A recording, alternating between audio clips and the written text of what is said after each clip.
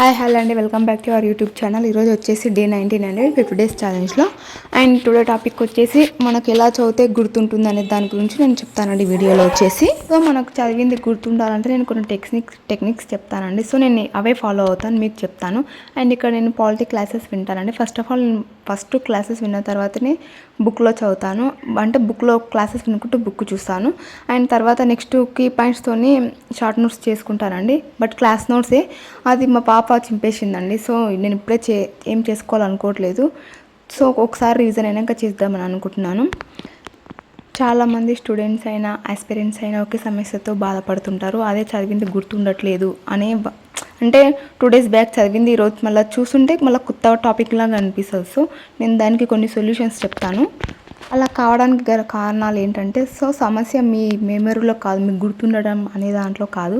So మీరు చదివే విధానంలో ఉంటుంది. సో నేను ఇప్పుడు చెప్తాను ఎలా చదవాలని చెప్పేసి. సో చాలామంది చేసే పెద్ద తప్పు ఏంటంటే, బుక్స్ తీసుకొని బుక్స్ అంటే చదువుకుంటూ వెళ్తారు. బట్ దాని కాన్సెప్ట్ ఏంటి, దాని వెనకాల నాకు ఏంటి అనేది చెప్పి అర్థం చేసుకొని చదవరు. వన్స్ మీరు ఒకసారి అర్థం చేసుకొని చదివితే మీకు చాలా అంటే చాలా బాగా గుర్తుండిపోతుందండి.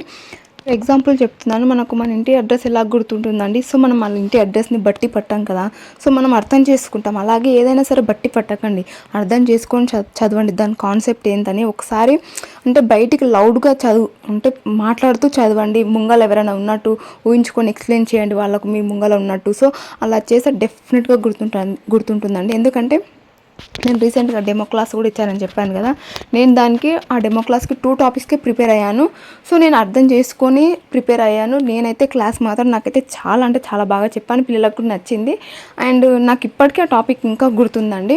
సో అది ఇంకా ఎన్ని రోజులైనా 1 month అయినా 2 months అయినా కూడా గుర్తుంటుంది. సో అలా మనం ఆ కాన్సెప్ట్ని అర్థం చేసుకుంటూ మనం చదివేటప్పుడు అందులో ఉన్న కాన్సెప్ట్ మెయిన్ పాయింట్స్ ఒక రఫ్ నోట్స్లో ఇట్లా రాసుకుంటూ ఉంటే మనకు ఆ పాయింట్స్ అనేవి డెఫినెట్గా గుర్తుంటాయి. అండ్ ఇక్కడ అలాగే వచ్చేసి మనం పీవైక్యూస్ కూడా ప్రాక్టీస్ చేసామనుకోండి, ప్రీవియస్ ఇయర్ క్వశ్చన్స్ ఒకసారి చదివామనుకోండి, మనము ఏదైనా ఒక టాపిక్ చదువుతుంటే ఆ టాపిక్లోకి వెళ్ళి మనకు ఒక మ్యాటర్ చదివామనుకోండి, ఆ మ్యాటర్లో మనకి అర్థమైపోతుంది, ఓహో క్వశ్చన్స్ వాళ్ళు ఇలా అడుగుతారు అని చెప్పేసి మనమే క్వశ్చన్స్ ఫ్రేమ్ చేసుకోవచ్చండి. సో అలా చేస్తున్నాం అనుకోండి, మనకి ఇంకా ఈజీగా సబ్జెక్ట్ అర్థమైపోతుంది. అండ్ ఇంకా ఎగ్జామ్లో చాలా అంటే చాలా ఈజీగా అయిపోతుంది. అండ్ ఇంకోటి ఏంటంటే, మనం బుక్ చదివి ఒక పేపర్ చదివాం కదండి, ఒక టాపిక్ ఇట్లా చదివి, సో మనం దాన్ని ఫస్ట్ ఆఫ్ ఆల్ అర్థం చేసుకుంటూ చదవాలి. ఫస్ట్ చదివితే అర్థం కాదు, సెకండ్ టైం చదివి అండ్ బుక్ మూసేసి మనకు ఎంతవరకు గుర్తుంది, 100%లో మనకి ఎంత గుర్తుందని చెప్పేసి మనం బయటికి చెప్పి మళ్ళీ తప్పు పోయింది మళ్ళీ బుక్ ఓపెన్ చేసి చూసామనుకోండి, ఇలా చేసే మాత్రం ఎగ్జామ్ వరకు డెఫినెట్గా గుర్తుంటుందండి. మనం కరెక్ట్ చేసిందన్నా గుర్తుంటుందో లేదో కానీ మనం మిస్టేక్ చేసింది మాత్రం 100% గుర్తుంటుంది.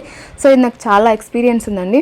సో అలా చెప్పుకుంటూ అండ్ ఇంకా మర్చిపోయినవి ఉంటే మనం ఒక పేపర్ పైన ఇట్లా రాస్తూ, మనం మర్చిపోయిన దాన్ని డెఫినెట్గా పదే అట్లా రాస్తూ ఉంటే ఇంకా బుక్ మూసేసి అలా చెప్పుకుంటూ మనం ముంగల అంటే సెల్ఫ్గా అద్దంలోనే చూసుకుంటూ ఈ టాపిక్ ఇలా అని చెప్పేసి, అప్పుడు అలా జరిగింది, దీనివల్ల ఉపయోగం ఇది, ఓహో ఆ ఉద్యమం అలా జరిగిందని చెప్పేసి ఇలా గట్టిగా ఇంట్లోనే మాట్లాడుకుంటుంటాను. నేనైతే అలాగే చదువుతానండి. సో నాకు అలా చదివితే నాకు చాలా గుర్తుంటుంది. మీరు కూడా అలా ట్రై చేయండి. సో మనం ఇప్పుడు చదివేటప్పుడే అట్లీస్ట్ ఒక 2-3 రివిజన్స్ అన్న చేసిన తర్వాత మనం షార్ట్ నోట్స్ చేసుకోవాలండి. సో షార్ట్ నోట్స్ అంటే అంతా ఉన్నట్టు దింపడం కాదండి. సో ఫస్ట్ రీడింగ్లో చేసి అలాగే చేసామని చెప్పేసి ఒక 3-4 రీడింగ్స్ అయ్యాక మనకు ఇంపార్టెంట్ అనిపించింది, మనం ఈ టాపిక్ మర్చిపోతున్నాం అనుకున్నది మాత్రమే షార్ట్ నోట్స్ చేయండి. సో ఎగ్జామ్స్ ముంగల మనకు రివిజన్ చేయడానికి బాగుంటుంది.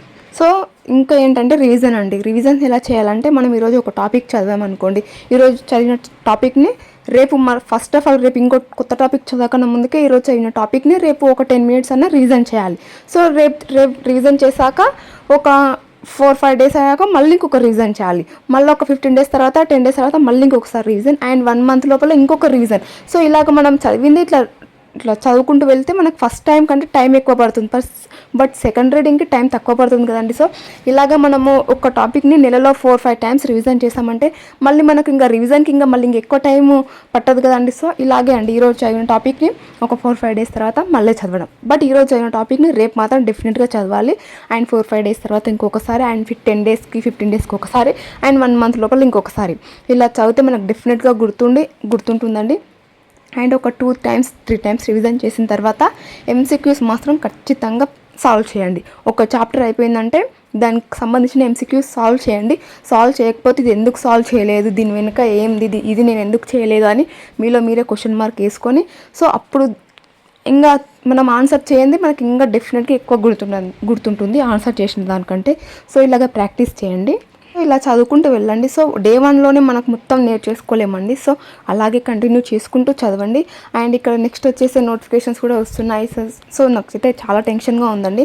కామెంట్స్లో నన్ను అడిగారు మీరు గ్రూప్ అది ఎస్ఐపిసి రాస్తారా అని చెప్పేసి. సో నేను ఎస్ఐపిసి రాస్తానండి, నేను అప్లై చేస్తాను దానికి కూడా.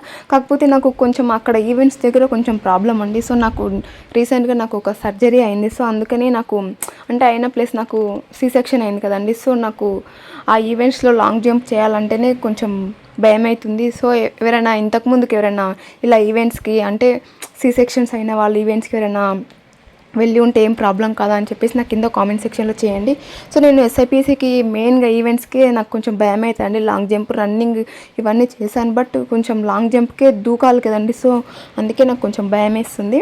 నేనైతే డెఫినెట్గా రాస్తానండి. ఈవెంట్స్ కూడా నేను ప్రజెంట్ అవుతా, బట్ కొంచెం ఇంకా లాంగ్ జంప్ ఒకటే టెన్షన్ అవుతుంది అంతే అండి. నేను ఎస్ఐపిసి అయితే అప్లై చేస్తాను, రాస్తానండి. సో నేను ఇప్పటి నుంచి ఎస్ఐపిసి కూడా ఇంకా చదువుతాను.